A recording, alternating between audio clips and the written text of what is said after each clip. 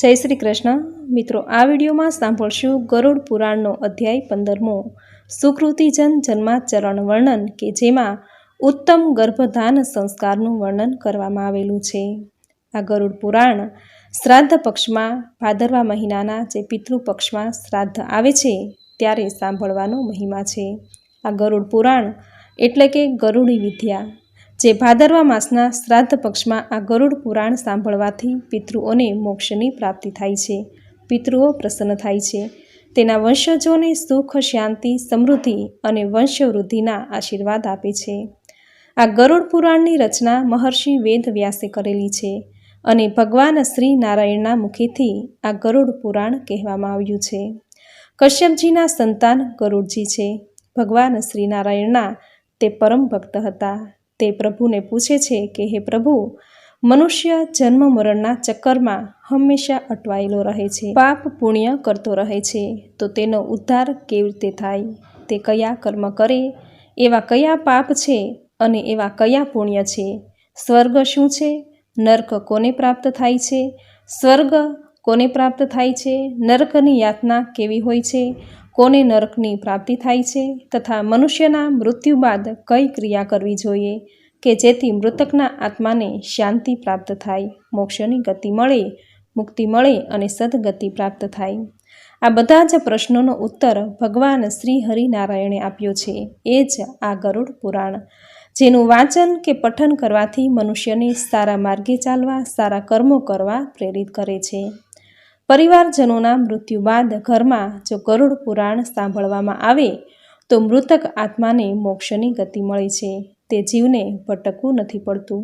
તથા ભાદરવા માસમાં જો નિત્ય ગરુડ પુરાણ સાંભળવામાં કે વાંચવામાં આવે તો તેના પિતૃઓને મોક્ષ પ્રાપ્ત થાય છે. પિતૃ પ્રસન્ન થાય છે. તેના વંશજોને સુખ, શાંતિ, સમૃદ્ધિ અને વંશવૃદ્ધિના આશીર્વાદ આપે છે. તો એવો પુણ્ય પાવનકારી ગરુડ પુરાણનો અધ્યાય 15મો આ વિડીયોમાં આપણે સાંભળશું. જો વિડીયો પસંદ આવે તો લાઇક, શેર, કોમેન્ટ કરી ચેનલ પર જો નવા છો તો ચેનલ સબસ્ક્રાઈબ કરી બાજુમાં બેલ આઇકન પ્રેસ કરી દેજો. ધન્યવાદ. તો સાંભળીએ ગરુડ પુરાણનો અધ્યાય 15. ગરુડજીએ પૂછ્યું, હે દયાનિધિ શ્રી હરિ, ધર્માત્માઓએ સ્વર્ગ સુખ ભોગવ્યા બાદ શેષ રહેલા પુણ્યયોગના બળે પુનઃ ઉત્તમ કુળમાં જન્મ ધારણ કરે છે. એ સઘળું આપે મને જણાવ્યું, પણ તેની ઉત્પત્તિ તેમની માતાના જઠરમાં કઈ રીતે થાય છે તે સઘળું હવે મને જણાવો. જે પુણ્યશાળી આત્માને મનુષ્ય દેહ મળે તો તે પોતાના મનમાં કઈ જાતના વિચારો કરે છે? આ સર્વ વૃત્તાંત આપ મને જણાવો. ભગવાન શ્રી હરિએ કહ્યું, હે ગરુડ, તમે અતિ ઉત્તમ પ્રશ્ન પૂછ્યો, જે હું તમને વિસ્તારથી સમજાવું છું. આ પરમ ગોપનીય વિષય છે. તેને જાણવા માત્રથી સર્વજ્ઞાન પ્રાપ્ત થાય છે. હે ગરુડ, શરીરનું વાસ્તવિક સ્વરૂપ જણાવું છું, જે સકલ ગુણોથી સંપન્ન અને યોગીઓને ધારણ કરવા યોગ્ય છે. યોગીઓ શરીરમાં જ પરમેશ્વર છે એવી ધારણા કરી શરીરમાં રહેલા ષડચક્રોનું ચિંતન કરીને બ્રહ્મારંધમાં ચિદાનંદ રૂપનું ધ્યાન જે પ્રકારે કરે છે એને સાંભળો. જે રીતે પુણ્યવાન મનુષ્ય ઉત્તમ, પવિત્ર તથા ધનવાન કુળમાં જન્મ લે છે ત્યારે એના માતા પિતાએ પાળવાના નિયમો જણાવું છું. ઋતુકાળમાં પોતાની નારીનો 4 દિવસ ત્યાગ કરીને જ્યાં સુધી શરીરમાં પાપ રહે છે ત્યાં સુધી પોતાની સ્ત્રીનું મોં ન જોવું જોઈએ. એ નારી કપડાં સાથે સ્નાન કરે ત્યારે ચોથા દિવસે શુદ્ધ બને છે. 7 દિવસ પછી પિતૃઓ અને દેવતાઓને પૂજવા યોગ્ય બને છે. 7 દિવસમાં જો ગર્ભધારણ થાય તો તે મલિશાય હોય છે. એમાં 8મા દિવસે ગર્ભધાન થાય તો મોટે ભાગે પુત્ર જ હોય છે. સમરાત્રિઓમાં ગર્ભધાન થવામાં પણ પુત્ર જ હોય છે અને વિષમ રાત્રિઓમાં કન્યા પેદા થાય છે. તેથી પહેલા 7 દિવસ છોડી યુગ્મ રાત્રિમાં સ્ત્રી ગમન કરવું. ઋતુના પ્રારંભથી 16 રાત્રિઓ સુધીમાં ગર્ભધારણ કરવાનો સમય છે. તેમાં 14મી રાત્રિએ ગર્ભધારણ થાય તો ધર્માત્મા, ગુણવાન તથા ભાગ્યશાળી પુત્ર જ જન્મે છે. આ પ્રકારની 14મી રાત્રિ પ્રાકૃત જીવોને મળતી નથી. 5મા દિવસે સ્ત્રીઓને મધુર ભોજન કરાવવું અને કડવા, ખારા, તીખા, ઉષ્ણ ભોજનથી એને દૂર રાખવી. આથી ઉત્તમ સંતતિ પેદા થાય છે. સ્ત્રીઓનું ગર્ભાશય એ ખેતર છે અને બીજ એ અમૃત સમાન છે. સ્વામી પુરુષે એ ક્ષેત્રમાં બીજ વાવીને સારું ફળ મેળવવું જોઈએ. પાન ખાઈને ફૂલ તથા ચંદનને ધારણ કરીને તથા સ્વચ્છ વસ્ત્રો પહેરીને મનુષ્ય મનમાં ધર્મનું ચિંતન કરતા ઉત્તમ શૈયા પર સૂઈ જવું. વીર્યપતન સમયે પુરુષના મનમાં જેવું ચિંતન હોય છે એવા સ્વભાવનો જીવ માતાની કુખમાં પ્રવેશે છે. બીજ સ્વરૂપ ચૈતન્ય સદા વીર્યમાં રહેતું હોય છે. જે વખતે કામ, ચિત્ત અને શુક્ર જ્યારે તન્મય થાય છે ત્યારે ગર્ભરૂપ મનુષ્ય સ્ત્રીના ગર્ભાશયમાં પડે છે. શુક્ર તથા રુધિરના સંયોગથી પિંડની ઉત્પત્તિ થાય છે. ગર્ભમાં શાસ્ત્રોમાં કહેલી ગર્ભની ક્રિયાઓ કરવાથી પરમ આનંદ આપનાર તથા પુણ્યવાન પુત્ર થાય છે. એ પુણ્યાત્માના ગ્રહો ઉગ્ર સ્થાને હોય ત્યારે તેનો જન્મ થાય છે. એના જન્મકાળે બ્રાહ્મણો અતિ દાન મેળવે છે. વિદ્યા તથા નિયમથી સંપન્ન આ પુત્ર પિતાના ઘરમાં ધીરે ધીરે મોટો થાય છે અને સજ્જનોના સંગથી પૂર્વજન્મના કરેલા તીર્થયાત્રાના તથા તપ ફળનો ઉદય થતાં યુવા અવસ્થામાં દિવ્ય સ્ત્રીને ભોગવવાવાળો મહાદાની અને ધનવાન થાય છે. ત્યારબાદ તે આત્મા અને અનાત્મા બાબતે ઊંડું ચિંતન કરે છે. પછી શાસ્ત્રો જાણીને તે બ્રહ્મ ચિંતન કરે છે. આત્મા પરમાત્માનો સંબંધ જ્ઞાન માટે પરસ્પર સંબંધ કરવાવાળા બ્રહ્મ, પૃથ્વી, સકળા અનાત્મ વર્ગ પંચભૂતોના ગુણો તમને જણાવું છું. પૃથ્વી, જળ, અગ્નિ, પવન અને આકાશ આ 5 સ્થૂળ ભૂતો છે જે એક થવાથી પિંડ બને છે. તેને પંચભૌતિક શરીર કહે છે. હે ગરુડ, ચામડી, હાડકાં, નાડી, કેશ અને માંસ આ 5 ગુણો ભૂમિ દ્વારા બન્યા છે. લાળ, મૂત્ર, વીર્ય, મજ્જા આ 5 ગુણો જળથી બન્યા છે. હવે તેજના ગુણ સાંભળો. ભૂખ, તરસ, આળસ, નિંદ્રા એ ક્રાંતિ. હે ગરુડ, આ 5 તેજના ગુણ છે એવું મોટા યોગેશ્વરોએ જણાવ્યું છે. દોડવું, કૂદવું, ચાલવું, ફેલાવવું અને ચેષ્ટા કરવી આ 5 ગુણ વાયુના શબ્દ છે. ચિંતા, શૂન્યતા, મોહ અને શંકા આ 5 ગુણ આકાશના છે. મન, બુદ્ધિ, અહંકાર અને ચિત્ત આ 4 અંતઃકરણના ધર્મ છે. અંતઃકરણ પૂર્વજન્મના કર્મોના સંસ્કારથી યુક્ત છે. કાન, ચામડી અને આંખ, જીભ અને નાક આ જ્ઞાનેન્દ્રિયો છે. વાક, પાણી, પાદ, ગુદા અને લિંગ એક કર્મેન્દ્રિય છે. દિશાઓ, વાયુઓ, સૂર્ય, પ્રચેતા, અશ્વની કુમાર, અગ્નિ, ઇન્દ્ર, ઉપેન્દ્ર અને મિત્ર આ જ્ઞાનેન્દ્રિય તથા કર્મેન્દ્રિયોના અધિષ્ઠાતા દેવ કહેવાય છે. ઈંડા, પિંગલા, સુસુપ્તા, ગાંધારી, ગજ્જીવહા, યુષા, યશસ્વિની, અલમુંસા, કુહુ તથા શંખિની આ મુખ્ય 10 નાડીઓ છે. શરીરમાં આવેલી પ્રાણ, આપાન, સમાન, ઉદાન તથા વ્યાન એવા 5 પ્રાણવાયુ છે. અને નાગ, કર્મ, રુદલ, દેવદત્ત અને ધનંજય એ તેમની સંજ્ઞાઓ છે. હૃદયમાં પ્રાણ, ગુદામાં અપાન, નાભીમાં સમાન, કંઠમાં ઉદાન તથા વ્યાન આખા શરીરમાં રહે છે. જે સ્થાનેથી ઓડકાર આવે છે તેને કૃમ વાયુ, ભૂખ લાગે તેને કુકુલ વાયુ, બગાસું આવે તેને દેવદત્ત વાયુ કહે છે. જ્યારે સમગ્ર શરીરમાં રહેલો ધનંજય વાયુ મર્યા પછી પણ શરીરનો ત્યાગ કરતો નથી. કોળિયા દ્વારા ખાધેલું અનાજ 100 શરીર ધારકોને પુષ્ટિ આપે છે. વ્યાન વાયુ અન્ન રસને 100 નાડીમાં પહોંચાડે છે. ભોજન થયેલો આહાર વાયુ દ્વારા 2 ભાગમાં પહોંચાય છે. ગુદામાં પ્રવેશ કરી અપાયેલું અન્ન અને જળને અલગ કરે છે. અગ્નિ ઉપર જળ કરીશ અને જળ ઉપર અગ્નિ કરીને પ્રાણ ખુદ અગ્નિની નીચે રહીને ધીરે ધીરે ધકે છે. વાયુથી મળેલ આ ગરમી દ્વારા શરીરનો અગ્નિ રસ અને મળને અલગ અલગ કરે છે. પછી વ્યાનરૂપી વાયુ રસને નીચે કરે છે અને અલગ કરેલો મળ દ્વારા બહારથી નીકળે છે. કાન, નાક, આંખ, કાન, જીભ, દાંત, નાભી, નખ, ગુદા, લિંગ, શીરા, શરીર અને કેશ અંતે મળ દ્વારા કહે છે. જે મનુષ્ય સૂર્યનો પ્રકાશ થતાં પોતાના કર્મમાં પ્રવૃત્ત થાય છે તેમ સૌ વાયુ આ પ્રકારે પોતપોતાના કાર્યમાં પ્રવૃત્ત રહે છે. હે ખગ, નર દેહના 2 સ્વરૂપ છે. એક વ્યવહારિક કાર્ય કરનાર અને બીજું પારમાર્થિક કાર્ય કરનારું. વ્યવહારિક શરીરમાં 3.5 કરોડ રોમ છે, 7 લાખ વાળ છે અને 20 નખ છે. 1000 તોલા માંસ છે અને 100 તોલા લોહી છે. મેદ 10 તોલા છે, 70 તોલા ચામડી છે, 12 તોલા મજ્જા છે, 3 તોલા મહારક્ત છે. શુક્ર 2 પાશેર છે, શોણિત 1 પાશેર છે. સ્ત્રીના માસિક સંબંધે શરીરમાં હાડકાઓ છે. શરીરમાં નાની મોટી નાડીઓની સંખ્યા કરોડોમાં કહી છે. 50 તોલા પિત્ત છે અને 25 તોલા કફ છે. સદાય પેદા થનારી વિષ્ઠા અને પેશાબનું કોઈ નિયમિત પરિણામ નથી. આ ગુણો અને સામગ્રીથી યુક્ત આપણું આ શરીર વ્યવહારિક કહેવાય છે. ભવનો, પર્વત, દ્વીપ, સાગર, આદિત્ય વગેરે ગ્રહ પરમાર્થિક શરીરમાં રહેલા છે. આ સૂક્ષ્મ શરીરમાં 6 ચક્રો હોય છે. સકળ ગુણયુક્ત બ્રહ્માંડ આ શરીરમાં જ વસ કરે છે. આ બધા ગુણ યોગીઓના આશ્રયભૂત છે, જેની ભાવના કરીને જીવ વિરાટ રૂપને મેળવે છે. તે વિરાટ રૂપ હું હવે તમને કહું છું.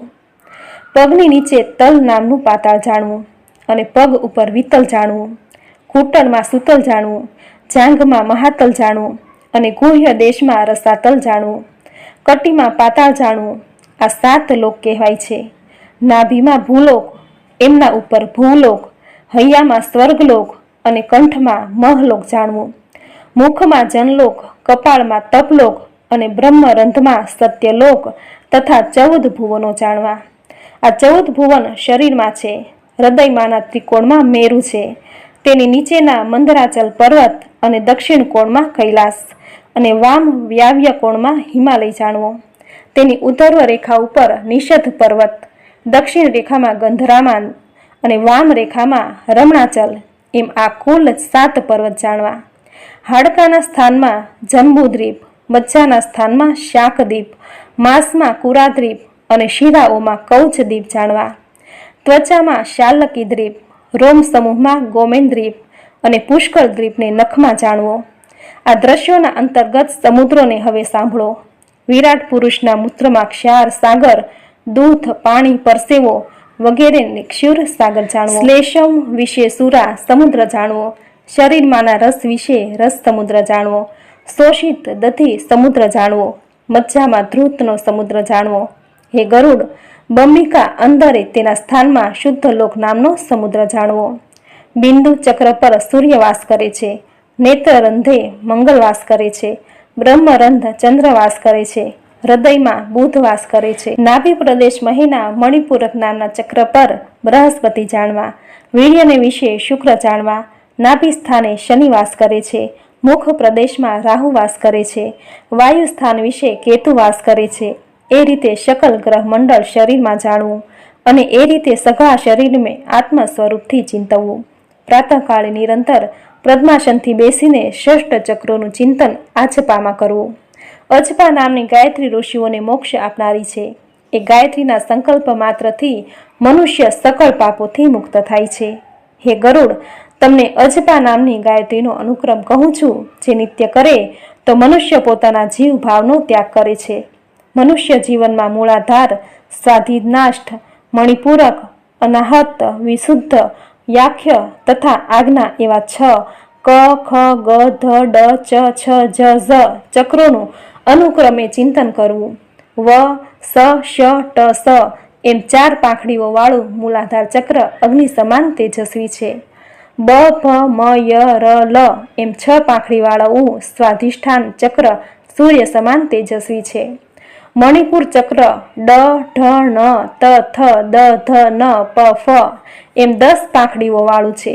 એ ચક્રનો રંગ રક્ત જેવો છે. અનાહન ચક્ર 4 પાંખડીઓ વાળું છે, અને એક ચક્ર સુવર્ણ સમાન તેજસ્વી લિંગ પ્રદેશમાં મૂલાધારને સ્થિત કરીને અનુક્રમે નાભી, હૃદય, કંઠ, ભ્રુકુટીનો મધ્ય ભાગ, બ્રહ્મરંધ એ સ્થાનોએ સુધીના 12 અક્ષરોથી યુક્ત છે. વિશુદ્ધ ચક્ર અ, ખા, ઈ, ઉ, રૂ, લુ, લ, એ, ઐ, ઓ, ઔ, અખંડ એમ 16 અક્ષરો વાળું 16 પાંખડીઓ વાળું છે. તેનું તેજ ચંદ્ર સમાન સ્વચ્છ છે.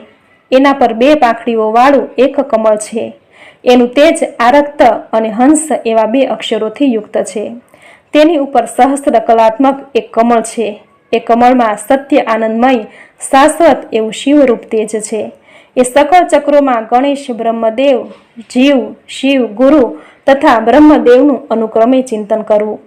પ્રત્યેક દિવસે શ્વાસોશ્વાસની આવૃત્તિ 21,600 વાર થાય છે, એવું જ્ઞાની પુરુષોએ કહેલું છે. શ્વાસ હકાર વર્ણ રૂપે બહાર નીકળે છે અને સકાર વર્ણ રૂપે શરીરમાં પાછો પ્રવેશ કરે છે. એ પ્રકારના શ્વાસ વ્યાયામથી જીવ હંસો હંસ એ મંત્રનો જપ કરે છે. એ રીતના એક દિવસના જપના પેટે ગણપતિને 600, બ્રહ્માજીને 6000, વિષ્ણુને 6000 તથા શિવને પણ 6000, 1000 જીવને 1000, ગુરુને તથા 1000 ચૈતન્ય રૂપ આત્માને સમર્પિત કરવા. આ પ્રકારે જપ કરવા. સંત સંપ્રદાયના અરણાદિક મુનીશ્વરો ચક્રમાં સ્થિત બ્રહ્માના જ્યોતિરૂપનું ચિંતન કરે છે. શુક્રાદિ ઋષિઓ પણ પોતપોતાના શિષ્યોને એવા પ્રકારનો ઉપદેશ કરે છે. માટે એ વિદ્વાનોની પ્રવૃત્તિ જાણીને પણ બ્રહ્મનું સદા ધ્યાન કરવું. પ્રથમ ભગવાનની માનસ પૂજા કરવી. પછી એકાગ્ર ચિત્તે અંતઃકરણથી ગુરુ પ્રદેશ પૂર્વક અજપા ગાયત્રીનો જપ કરવો. પછી 1000 પાપડીવાળા બ્રહ્મરંધને લગતા અધોમુખ કમળમાં હંસ શબ્દ વાંચ્યા પછી ગુરુનું આ પ્રમાણે ધ્યાન કરવું. જે ગુરુએ પોતાનો અભય આપનારો હાથ ઊંચો કર્યો છે અને એમના ચરણને લગતા અમૃત ધારાથી આપણો દેહ શુદ્ધ થયો છે, આ પ્રમાણે ધ્યાન કર્યા પછી તેમની પંપોપચાર વડે માનસ પૂજા કરીને તેમને નમસ્કાર કરવા. પછી આરોહ અને અવરોધ એવા 6 ચક્રમાં સંચાર કરનારી કુંડલીનું ધ્યાન કરવું. પછી સુષુમ્ના નામના તેજનું ધ્યાન કરવું, જેનાથી વિષ્ણુનું પરમ પદ પ્રાપ્ત થાય છે. વળી બ્રહ્મ મુહૂર્તમાં સ્વયં દેદીપ્યવાન સનાતન સતચિત આનંદવાળા સ્વરૂપનું ધ્યાન કરવું, જેનું હું સદાય ચિંતન કરું છું. આ રીતના સકલ કૃત્ય ગુરુના ઉપદેશથી કરીને પોતાનું મન નિશ્ચલ કરવું. કેવલ આપણી જ કલ્પનાથી એ કામ કરવું નહીં. કરે તો તે થકી ફરીથી સંસાર જ પ્રાપ્ત થવાનો મોક્ષ નહીં. એ રીતે પ્રથમ માનસ પૂજા કરીને પછી ઉપરથી બિરાજમાન હરિ તથા શિવની પ્રતિમાઓનું સ્નાન સંધ્યા પૂજન કરવું. દેહા અભિમાની મનુષ્યને અંતર્મુખ વૃત્તિ ઉત્પન્ન થતી નથી. માટે તેણે અતિ સુલભ છતાં મોક્ષ આપનારી મારી ભક્તિ જ કરવી. તપ તથા યોગ વગેરે મોક્ષ આપનારો માર્ગ અનંત છે, છતાં પણ સંસારીજનોને મારી ભક્તિનો માર્ગ અતિ સુલભ છે. સર્વજ્ઞ બ્રહ્માદિદેવોએ પણ વેદશાસ્ત્રોનો વિચાર કરીને સર્વને વારંવાર ઉપરનો ભક્તિ માર્ગ બતાવેલો છે. યજ્ઞાદિ ધર્મો ઉત્તમ છે, તો પણ તે કેવળ અંતઃકરણ તે જ પવિત્ર કરનારો છે. અને મારી ભક્તિનો ફળરૂપ છે કે જે સિદ્ધ થાય એટલે પ્રાણી કોઈ પણ પ્રકારનો કલેશ પામે નહીં. એ રીતનું આચરણ જે પુણ્યવાન માણસ કરે છે તે યોગ બળ તથા મારી ભક્તિથી સનાતન મોક્ષ પદને પામે છે. ઇતિ શ્રી ગરુડ પુરાણે સારદ્વારે સુકૃતિજન જન્માચરણ નિરૂપણો નામ 15મોધ્યાય સમાપ્તમ. બોલો ભગવાન શ્રી હરિ વિષ્ણુની જય. તો આપણે સાંભળ્યો ગરુડ પુરાણનો અધ્યાય 15મો. ગરુડ પુરાણ એ ભગવાન શ્રી હરિ વિષ્ણુના શ્રી મુખેથી પ્રગટ થયેલા કલ્યાણકારી વચનો છે. આથી પરિવારજનોના મૃત્યુ બાદ તેમજ શ્રાદ્ધ પક્ષમાં આ પુરાણનું વાંચન કરવાથી પિતૃઓને સદગતિ તેમજ મોક્ષની પ્રાપ્તિ થાય છે. પિતૃ સંતુષ્ટ થઈ તેના વંશજોને સુખ, શાંતિ, સમૃદ્ધિ, સંપત્તિ અને સંતાનના આશીર્વાદ આપે છે. તો આજના આ વિડીયોમાં ગરુડ પુરાણનો અધ્યાય 15મો, જેનું સુંદર વર્ણન સાંભળવું આપને જરૂર ગમ્યું હશે. તો વિડીયોને લાઇક કરી કોમેન્ટમાં જય શ્રી હરિ વિષ્ણુ જરૂર લખજો. ચેનલ સબસ્ક્રાઇબ કરી બાજુમાં બેલ આઇકન જરૂર પ્રેસ કરજો. આવી જ નવી ધાર્મિક માહિતી, નવા ધાર્મિક વિડીયો સાથે ફરી મળીશું. ત્યાં સુધી આપ સૌને મારા જય શ્રી